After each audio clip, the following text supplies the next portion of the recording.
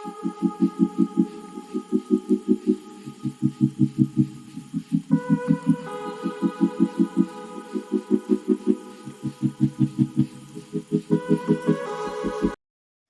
ಎಲ್ಲರಿಗೂ.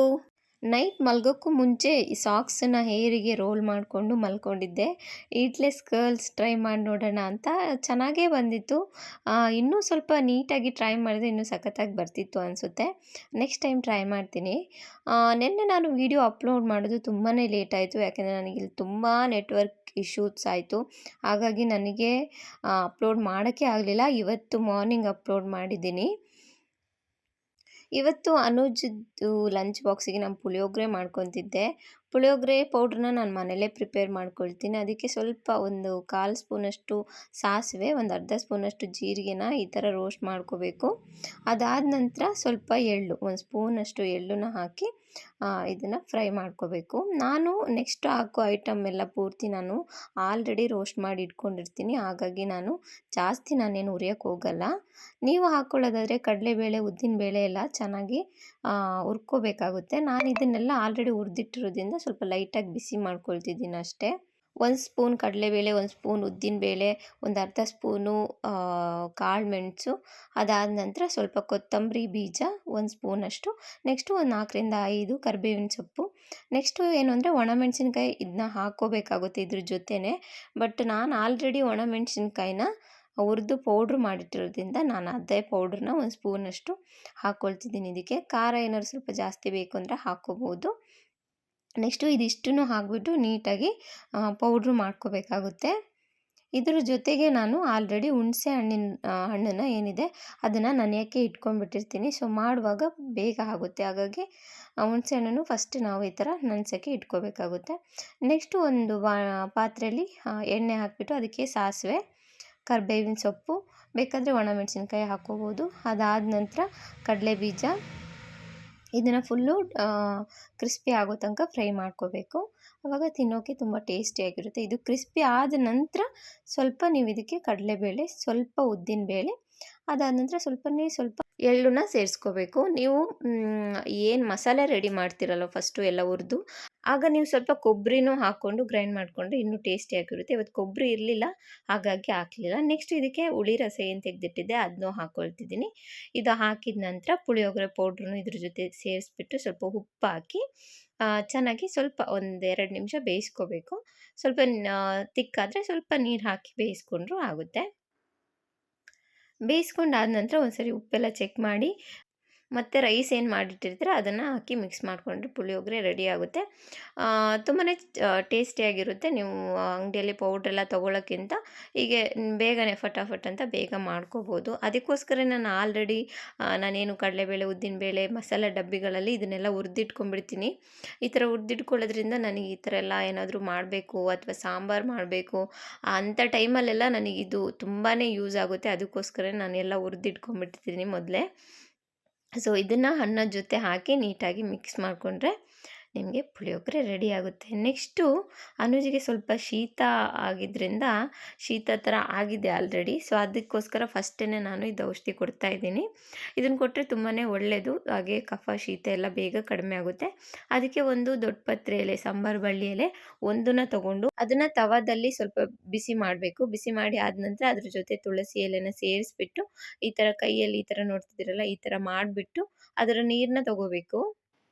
ಸಾಂಬಾರು ಬಳ್ಳಿ ಎಲೆಯಲ್ಲಿ ಬೇಗ ನಿಮಗೆ ನೀರು ಕಲೆಕ್ಟ್ ಆಗಿಬಿಡುತ್ತೆ. ತುಳಸಿನ ಸ್ವಲ್ಪ ನೀವು ಜಜ್ಜಿ ಅದ್ರ ನೀರನ್ನ ಕಲೆಕ್ಟ್ ಮಾಡಬೇಕು. ಅದೇ ಕೈಯಲ್ಲೇ ಈ ಥರ ತಿರುವಿ ನೀವು ಅದರ ರಸನ ಕಲೆಕ್ಟ್ ಮಾಡಬೇಕಾಗುತ್ತೆ. ಇದಾದ ನಂತರ ಇದಕ್ಕೆ ನೀವು ಒಂದೇ ಒಂದು ಕಲ್ಲು ಉಪ್ಪನ್ನು ಸೇರಿಸ್ಬಿಟ್ಟು ಅದನ್ನು ನೀಟಾಗಿ ಮಿಕ್ಸ್ ಮಾಡಿಬಿಟ್ಟು ಬೆಳಗ್ಗೆ ಬ್ರಷ್ ಎಲ್ಲ ಆದ ನಂತರ ಫಸ್ಟು ನಾನು ಇದನ್ನು ಕೊಡ್ತೀನಿ. ಹಾಗೆ ತುಂಬ ಕೆಮ್ಮೇನಾದ್ರು ಇದ್ದರೆ ಸಂಜೆ 1 ಸ್ಪೂನ್ ಜೇನುತುಪ್ಪಕ್ಕೆ ಸ್ವಲ್ಪ ಕಾಳು ಮೆಣಸು ಪೌಡ್ರನ್ನ ಹಾಕ್ಕೊಟ್ರೆ ಬೇಗ ಕಡಿಮೆ ಆಗುತ್ತೆ. ನೆಕ್ಸ್ಟು ಅನುಜ್ ಸ್ನ್ಯಾಕ್ಸ್ ಬಾಕ್ಸಿಗೆ ನಾನು ಬಾಳೆಹಣ್ಣು, ಗ್ರೇಪ್ಸ್ ಇಟ್ಟಿದ್ದೆ, ಒಣ ದ್ರಾಕ್ಷಿ. ಲಂಚ್ ಬಾಕ್ಸಿಗೆ ಪುಳಿಯೋಗರೆ, ಒಂದು ಆಮ್ಲೆಟ್ಟು, ಒಂದು ಕ್ಯಾರೆಟು, ಅದಾದ ನಂತರ ಒಂದು ಸ್ವೀಟು ಕಡಲೆ ಉಂಡೆ ಇಟ್ಟಿದ್ದೆ. Lunch box ready. ಅನುಜ್ ಅವರು ಸ್ವಲ್ಪ ಸಿಟ್ಟಲ್ಲಿರೋದ್ರಿಂದ ಇವತ್ತು ನಾನೇ ಬಾಯಿ ಹೇಳ್ತಿದ್ದೀನಿ, ಅವ್ನು ಹೇಳ್ತಿಲ್ಲ. ಸೊ ನೆಕ್ಸ್ಟು ಅವ್ನು ಸ್ಕೂಲಿಗೆಲ್ಲ ಹೋದ ನಂತರ ಸಾಂಬಾರಿಗೆ ರೆಡಿ ಮಾಡ್ತಿದ್ದೆ. ಸಾಂಬಾರಿಗೆ ಈ ಥರ ಮೊಳಕೆ ಬರೆಸಿಟ್ಕೊಂಡಿದ್ದೆ ಆಲ್ರೆಡಿ ನಾನು ಹುಳ್ಳಿಕಾಳನ್ನ, ಅದನ್ನ ಹಾಕ್ಕೊಳ್ತಿದ್ದೀನಿ. ಹುಳ್ಳಿಕಾಳು ಸಾಂಬಾರು ಅಂದರೆ ಯಾರಿಗೆ ಇಷ್ಟ ಇಲ್ಲ ಹೇಳಿ. ಅದು ಹುಳ್ಳಿಕಾಳು ಉಪ್ಪು ಹಾಕಿ ಬೇಯಿಸಿರ್ತೀವಲ್ಲ ರಸ, ಅದ್ರ ಟೇಸ್ಟೇ ಏನೋ ಒಂಥರ ಚೆನ್ನಾಗಿರುತ್ತೆ. ಇವತ್ತು ಸ್ವಲ್ಪ ಮಸಾಲೆ ರುಬ್ಬಿ ಹಾಕಿಬಿಟ್ಟು ಮಾಡ್ತಿದ್ದೀನಿ. ಹುಳ್ಳಿಕಾಳನ್ನ ಹಾಕ್ಕೊಂಡಾದ ನಂತರ 2 ದೊಡ್ಡ ಟೊಮೊಟೊ, ಒಂದು 3 ಈರುಳ್ಳಿ ಸಣ್ಣದನ್ನ ಹಾಕ್ಕೊತಿದ್ದೀನಿ. ಇದ್ರ ಜೊತೆಗೆ ಸ್ವಲ್ಪ ಅರಿಶಿನ ಪುಡಿ, ಖಾರದ ಪುಡಿ ಮತ್ತು ಧನಿಯಾ ಪುಡಿ, ಇದು ಮೂರನ್ನು ಇದರಲ್ಲೇ ಬೇಯೋಕ್ಕೆ ಹಾಕ್ಕೊಳ್ತಿದ್ದೀನಿ ನಾನು. ಖಾರ ನಿಮಗೆ ಎಷ್ಟು ಬೇಕೋ ಅಷ್ಟು ನೋಡಿ ಹಾಕಿ. ನಾನು ಒಂದು ಅರ್ಧ ಸ್ಪೂನು ಅರಿಶಿನ ಪುಡಿ, 1 ಸ್ಪೂನ್ ಧನಿಯಾ ಪುಡಿ, ಒಂದು 2ರಿಂದ 3 ಸ್ಪೂನಷ್ಟು ಖಾರದ ಪುಡಿ ಹಾಕ್ಕೊಂಡಿದ್ದೀನಿ ಸಣ್ಣ ಸ್ಪೂನಲ್ಲಿ. ನೆಕ್ಸ್ಟ್ ಅದಾದ ನಂತರ ಒಂದು ಸ್ವಲ್ಪ ಜೀರಿಗೆನೂ ಇದ್ರ ಜೊತೆನೇ ಹಾಕಿ ಬೇಯೋಕ್ಕೆ ನೀರೆಷ್ಟು ಬೇಕು ಅಷ್ಟನ್ನು ನೋಡಿಬಿಟ್ಟು ಹಾಕ್ಕೊಳ್ತಾ ಇದ್ದೀನಿ. ಅದಾದ ನಂತರ ಇದನ್ನು 4 ಸ್ವಲ್ಪ ಉಪ್ಪನ್ನು ಹಾಕಿಬಿಟ್ಟು 4 ವಿಷಲ್ ಬರೆಸ್ಕೋಬೇಕಾಗುತ್ತೆ. 4 ವಿಷಲ್ ಬಂದಮೇಲೆ ನಿಮಗೆ ಹುಳ್ಳಿಕಾಳು ಚೆನ್ನಾಗಿ ಬೆಂದಿರುತ್ತೆ, ಜೊತೆಗೆ ಟೊಮೊಟೊ ಎಲ್ಲನೂ ಚೆನ್ನಾಗೇ ಬೆಂದಿರುತ್ತೆ. ಅಷ್ಟರಲ್ಲಿ ನಾವಿದಕ್ಕೆ ಮಸಾಲೆ ರೆಡಿ ಮಾಡೋಣ. ಫಸ್ಟು ನಾನಿಲ್ಲಿ ಒಂದು 5 ಪೀಸಷ್ಟು ತೆಂಗಿನಕಾಯಿನ ತೊಗೊಂಡಿದ್ದೀನಿ. ನೆಕ್ಸ್ಟ್ ಅದಕ್ಕೆ ಒಂದು ಸ್ವಲ್ಪ ಕೊತ್ತಂಬರಿ ಸೊಪ್ಪನ್ನು ಹಾಕ್ಕೊಳ್ತಾ ಇದ್ದೀನಿ. ಅದಾದ ನಂತರ ನೆಕ್ಸ್ಟ್ ಇದಕ್ಕೆ ನಾನು ಸ್ವಲ್ಪ ಹುಣಸೆ ಹಣ್ಣು ಹಾಕ್ಕೊಳ್ತೀನಿ. ಸ್ವಲ್ಪ ಹಾಕಿದರೆ ಸಾಕು, ಆಲ್ರೆಡಿ ಟೊಮೊಟೊ ಹಾಕಿರೋದ್ರಿಂದ ಜಾಸ್ತಿ ಹಾಕೋ ಅವಶ್ಯಕತೆ ಇಲ್ಲ. ಬೇಕಾದರೆ ಮತ್ತೆ ಹುಣಸೆಹಣ್ಣಿನ ರಸ ಹಾಕ್ಬೋದು. ಜೊತೆಗೆ ಇದಕ್ಕೆ ಬೇಯಿಸಿಟ್ಟಿರೋಂಥ ಟೊಮೊಟೊ, ಈರುಳ್ಳಿ, ಅದ್ರ ಜೊತೆ ಸ್ವಲ್ಪ ಏನಿದೆ ಹುಳ್ಳಿಕಾಳನ್ನು ತೊಗೊಂಡಿದ್ದೀನಿ. ಅದ್ರ ಜೊತೆ 4ರಿಂದ 5 ಎಸಳು ಬೆಳ್ಳುಳ್ಳಿನ ಹಾಕ್ಕೊಳ್ತಿದ್ದೀನಿ. ರುಬ್ಬೊತ್ತಿಗೆ ಇದೇನು ತೆಗೆದಿಟ್ಟಿದ್ದೀನಲ್ಲ ಹುಳ್ಳಿಕಾಳು ಟೊಮೊಟೊ ಎಲ್ಲ ಬೇಯಿಸಿರೋದು, ಅದನ್ನು ಇದ್ರ ಜೊತೆ ಹಾಕಿ ಸ್ಮೂತ್ ಪೇಸ್ಟಾಗಿ ಗ್ರೈಂಡ್ ಮಾಡ್ಕೊಳ್ತಾ ಇದ್ದೀನಿ. ಹುಳ್ಳಿಕಾಳು ಸಾಂಬಾರು 2-3 ಥರ ಮಾಡ್ತಾರೆ. ಹುಳ್ಳಿಕಾಳು ಇದನ್ನ ಬೇಯಿಸ್ಬಿಟ್ಟು ಸಪ್ರೇಟಾಗಿ ಸಾಂಬಾರು ಥರ ಮಾಡ್ತಾರಲ್ಲ, ಅದು ತುಂಬ ಚೆನ್ನಾಗಿರುತ್ತೆ. ಇವತ್ತು ಈ ಥರ ಮಾಡ್ಕೊಳ್ತಾ ಇದ್ದೀನಿ. ನೆಕ್ಸ್ಟು ಒಗ್ಗರಣೆ ಮಾಡ್ಕೊಳ್ತಿದ್ದೀನಿ. ಇದಕ್ಕೆ ಸ್ವಲ್ಪ ಎಣ್ಣೆ ಹಾಕಿಬಿಟ್ಟು ಅದ್ರ ಜೊತೆ ಸಾಸಿವೆ, ಬೆಳ್ಳುಳ್ಳಿ, ಕರ್ಬೇವಿನ ಸೊಪ್ಪು ಎಲ್ಲ ಹಾಕಿ ಒಗ್ಗರಣೆ ಮಾಡಿ ಆದ ನಂತರ ಅದಕ್ಕೆ ನಾನು ರುಬ್ಬಿಟ್ಟಿರೋ ಮಸಾಲೆನ ಹಾಕ್ಕೊಳ್ತಿದ್ದೀನಿ. ಮಸಾಲೆ ಜೊತೆ ನಾವು ಬೇಯಿಸಿಟ್ಟಿರೋಂಥ ಹುಳ್ಳಿಕಾಳನ್ನು ಹಾಕ್ಕೊಳ್ತಿದ್ದೀನಿ. ನೀವು ಬೇಕಾದರೆ ಬೇಯಿಸೋತ್ತಿಗೆ ಒಂದು ಆಲೂಗಡ್ಡೆ ಹಾಕ್ಕೊಂಡು ಬೇಯಿಸಿದ್ರೂ ನಿಮಗೆ ಚೆನ್ನಾಗಿರುತ್ತೆ ಸಾಂಬಾರು. ಇವತ್ತು ನಾನು ಬರೀ ಹುಳ್ಳಿಕಾಳು ಮಾತ್ರ ಇಲ್ಲಿ ಹಾಕ್ಕೊಂಡಿದ್ದೀನಿ. ನೆಕ್ಸ್ಟು ಮಸಾಲೆ ಜೊತೆ ನೀರೆಷ್ಟು ಬೇಕು ನಿಮಗೆ ಸಾಂಬಾರಿಗೆ ಅಷ್ಟನ್ನು ಆ್ಯಡ್ ಮಾಡಿಬಿಟ್ಟು ಉಪ್ಪೆಲ್ಲ ಚೆಕ್ ಮಾಡಿ, ಉಪ್ಪು ಬೇಕಾದರೆ ಸ್ವಲ್ಪ ಎಲ್ಲ ಹಾಕ್ಕೊಂಡು ಅದಾದ ನಂತರ ಚೆನ್ನಾಗಿ ಕುದಿಸಿದ್ರೆ ನಿಮಗೆ ಸಾಂಬಾರು ರೆಡಿ ಆಗುತ್ತೆ.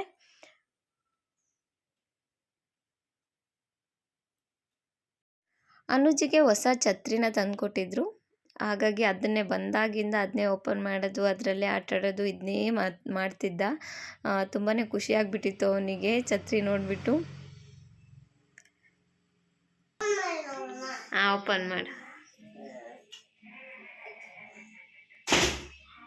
ವಾವ್, ಚೆನ್ನಾಗಿದೆಯಲ್ಲ.